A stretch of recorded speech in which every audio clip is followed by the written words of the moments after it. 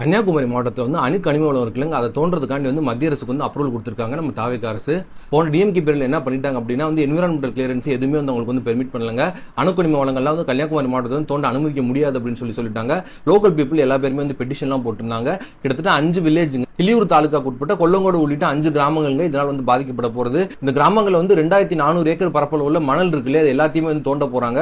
தோண்டி வந்து அதுல வந்து ரேர் எர்த் மினரல்ஸ் அப்படின்னு சொல்ல போல ஜிர்கோனைட், இர்கான் இதெல்லாம் இருக்கா அப்படின்னு சொல்லி கண்டறிய போறாங்க. நல்லாவே தெரியும், இந்த மாதிரி மினரல்ஸ் எல்லாமே மண்ணில இருந்து எடுத்தாங்க அப்படின்னா அதுக்கான கழிவுகள் வந்து கடல்ல தான் கொட்டப்படும். மீன் வளம் வந்து மிகப்பெரிய அளவில் பாதிக்கப்படும். இருக்க மக்களுக்கு நிலத்தடி நீர்மட்டம் வந்து மிகப்பெரிய அளவில் வந்து கம்மியாகும். அந்த கிராமங்களில் சுற்றுச்சூழல் மாசுபாடு எல்லாமே வந்து ஏற்படுங்க. இதெல்லாம் யோசிச்சு பார்த்தா வந்து டிஎம்கே கவர்மெண்ட் வந்து பெர்மிட் பண்ணாமே வந்து வச்சிருந்தாங்க. அதனால எந்த அளவுக்கு சட்ட போராட்டம் பண்ண முடியுமோ அதை பண்ணி வந்து தடுத்து வச்சிருந்தாங்க. கனிம வளங்கள்லாம் தோன்றாங்களே, இதுக்கான லைசன்ஸ் வந்து வாங்கினது யார் அப்படின்னு சொல்லி பார்த்தீங்கன்னா ஐஆர்இஎல் அப்படின்னு சொல்ற போல ஒரு நிறுவனங்க. இந்த நிறுவனத்துக்கு வந்து ஜூன் 2021 வந்து லைசன்ஸ் கொடுக்குறாங்க. ஆனா 5 வருஷமா பாத்தீங்கன்னா தமிழ்நாடு அரசு வந்து தோண்ட வந்து அனுமதிக்கல. அது வந்து இந்த லைசன்ஸ் எப்போ எக்ஸ்பைரி ஆக போகுது அப்படின்னு சொல்லி பார்த்தீங்கன்னா நம்ம ஜூன் 2026 வந்து எக்ஸ்பைரி ஆகுங்க. ஆட்டோமேட்டிக்கா வந்து இது எக்ஸ்பைரி ஆக விட்டுருந்தோம் அப்படின்னா எந்த பிரச்சனையுமே கிடையாதுங்க. இந்த அணு கனிம வள சுரங்கம் இருக்குல்ல, அது வந்து கன்னியாகுமரி மாவட்டத்துக்கு வரவே முடியாது. ரூலே வந்து எக்ஸ்பைரி ஆயிருக்கும். தாவேக அரசு இது எக்ஸ்பைரி ஆகிற கடைசி நாள் இருக்கு இல்லையா, அதாவது ஜூன் 16, 2026 அதே நாள் வந்து தாவேக அரசு என்ன பண்ணிட்டாங்க அப்படின்னா இதுக்கான எக்ஸ்டென்ஷன் இன்னும் 1 வருஷத்துக்கு வந்து கொடுத்துட்டாங்க. அதாவது 2027 வரையும் கொடுத்துட்டாங்க. அப்படி கொடுத்தா என்ன ஆயிரும் அப்படின்னு சொல்லி பாத்தீங்கன்னா அடுத்து வந்து இந்த ப்ராஜெக்ட் வந்து அடுத்த கட்டத்துக்கு வந்து நகர்ந்து போயிருங்க. கனிம சுரங்கம் இருக்குல்ல, அது கண்டிப்பா வந்து தமிழ்நாட்டுக்கு வந்து வந்துரும். ஏன்னா 1 வருஷத்துக்குள்ள கண்டிப்பாவே தோண்டி வந்து தாதுக்கள் இருக்கு அப்படின்றத கண்டுபிடிச்சிருவாங்க அவங்க. இதெல்லாம் வந்து ரொம்ப கிரிட்டிக்கலான ப்ராஜெக்ட் அப்படின்னா என்ன பண்ணுவாங்க அப்படின்னு சொல்லி பார்த்தீங்கன்னா அடுத்து வந்து மக்கள்கிட்ட அனுமதியெல்லாம் வந்து கேட்டுலாம் வெயிட் பண்ணிட்டு இருக்க மாட்டாங்க.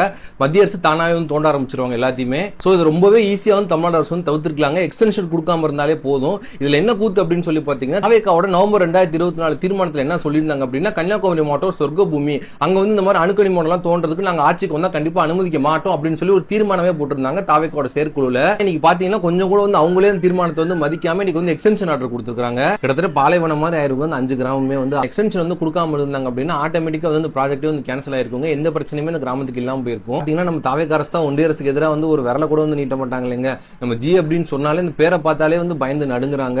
பாஜக அப்படின்ற வார்த்தையை கூட வந்து சொல்ல பயப்படுறாங்க. ஸோ அவங்க ஒரு ஆர்டர் போட்டு இவங்க வந்து கேட்காம இருப்பாங்களா?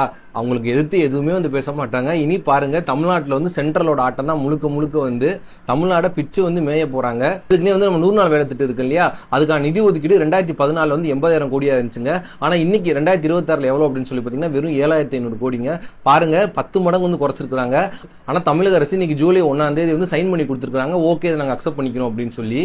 திமுக அரசு அக்செப்ட் பண்ணவே மாட்டோம் அப்படின்னு சொல்லி சண்டை போட்டாங்க. ஆனா பாருங்க, தாவேக அரசு வந்த உடனே வந்து அதுக்கு வந்து சைன் பண்ணியாச்சு. இந்த அணுக்கனிம வளம் இருக்கு இல்லையா, இதுக்கு வந்து சைன் பண்ணியாச்சு. இன்னைக்கு தமிழ்நாடு கவர்மெண்ட் எப்படி இருக்கு அப்படின்னு சொல்லி பாத்தீங்கன்னா டெல்லி அரசோட ஒரு ப்ராக்சி கவர்மெண்டா தாங்க இது வந்து இருக்கு. நம்ம தமிழ்நாடு அரசுக்கு தனித்துவமா எந்த ஒரு முடிவுமே எடுக்க வந்து அதிகாரம் எல்லாம் கிடையாது.